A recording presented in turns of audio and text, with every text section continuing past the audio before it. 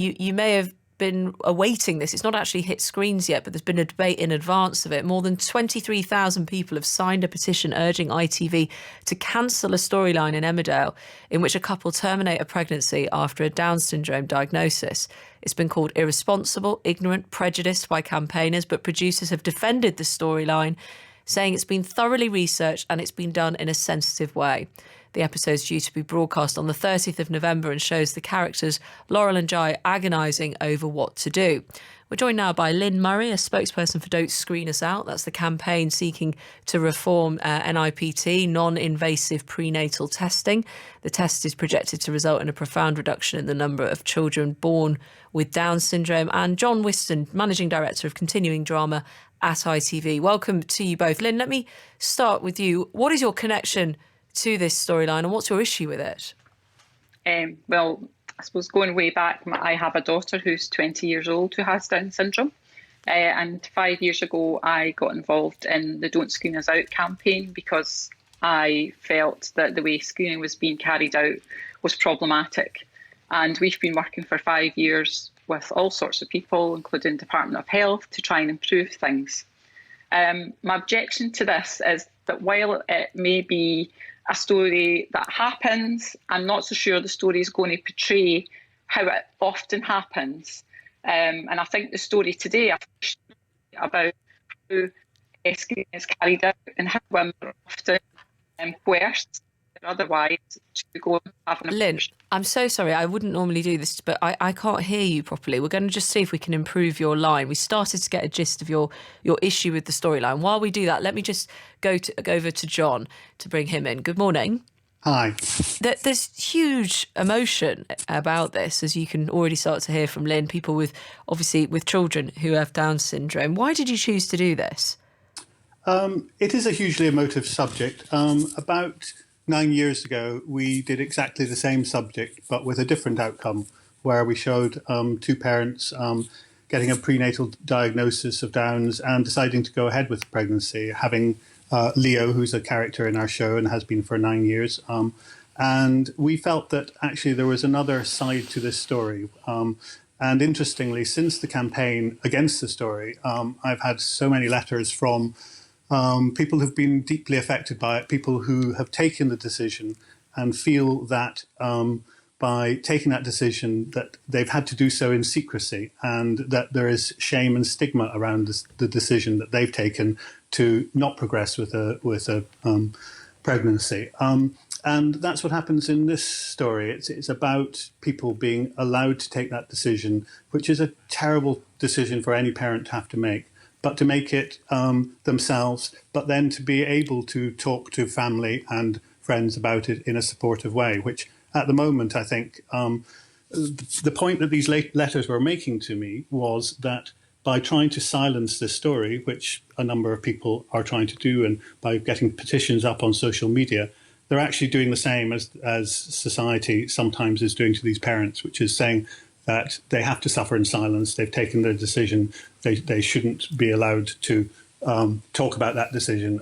And these are people who are feeling huge grief and huge upset because it's the most momentous decision of their life that they've taken, and they're aware of that. But they've taken it for perfectly valid reasons that are legal, legitimate, and also strongly held and emotional. Lynn, I'm not sure how much of that you could hear, but just to bring you back into this, John's made the point that he's received letters from people who have taken this decision and they also want their side of this and their story to be reflected. Mm-hmm. Well, I agree that all the parties in screening get a pretty rough deal, and I think that the Department of Health has a duty towards women who have gone on to abort. You know, if these women are feeling like this, then, you know, we need to be looking at why they're feeling like that. And I think that's fine if Emmerdale feels there's an issue there, but I think they should have done more research, contacted people like ourselves, who, you know, if they had done a Google search, we would have popped up because we're concerned about the 90% termination rate. We're worried that women are being coerced into this, misadvised, etc. Because, you know, research carried out in Scotland last year told us that the women that the researcher spoke to, and this was carried out for Public Health Scotland, knew very little about Down syndrome. Now, that's pretty worrying, and that's something that needs to be addressed from the get-go. So I feel there's so many problems inherent in screening that if we're going to just put a story up there, it has to be one that's fully researched and does not cause harm to people.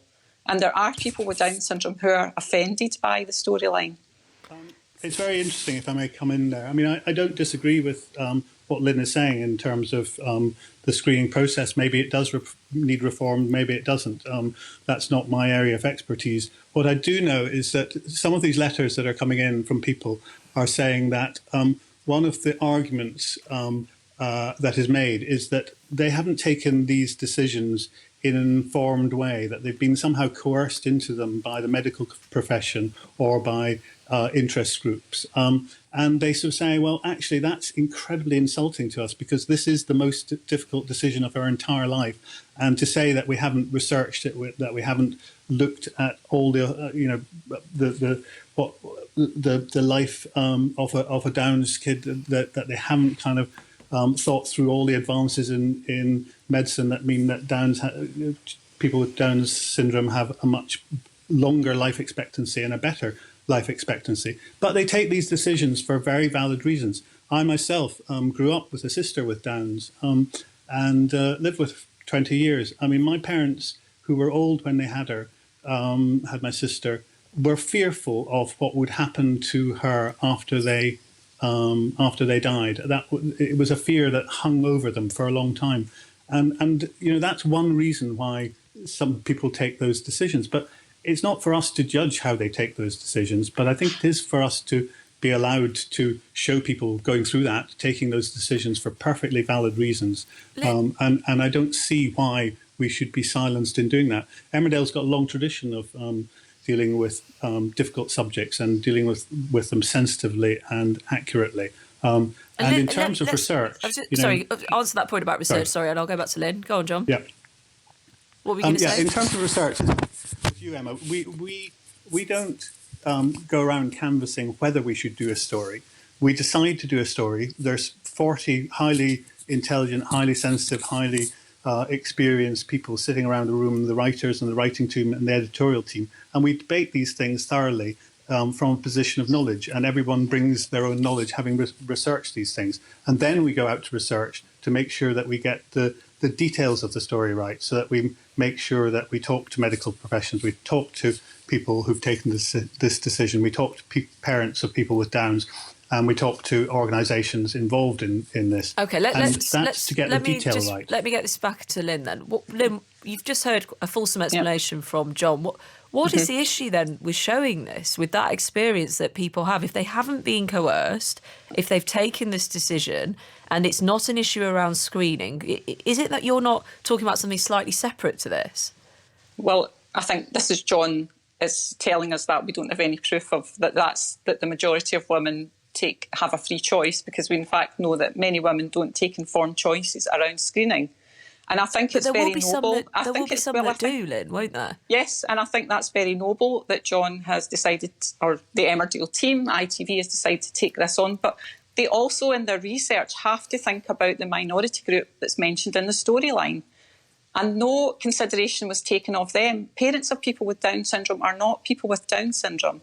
And, if they had gone to an organisation that was concerned with Down syndrome, they might have had a more balanced approach to deciding what story to do. It's about how people are hurt that have Down syndrome. I would argue that the soaps, both the soaps, I'm also responsible for Coronation Street, which also has a Down syndrome character in it. And I would say that the soaps have done a great deal to portray a very positive outcome for people with Down's syndrome. And we've got two characters, one in each of our soaps, who do just that. So in terms of saying that we don't value the lives of Down's people, that is entirely not true, and it's an accusation that I've been called a Nazi, I've been called a eugenicist, I've been called a lot of things, and the story hasn't even been out yet. It's there is a strong lobby trying to silence stories that take a different view from people's own views. Now, our story doesn't take a view. It's not about whether it's right or wrong. It's about the choice. It's about the difficulty of choice for parents. And I think that's something that deserves to be examined properly. Lynn, does that go any way to calming your concerns, what John has said? No, I mean, we haven't accused ITV of anything, untoward.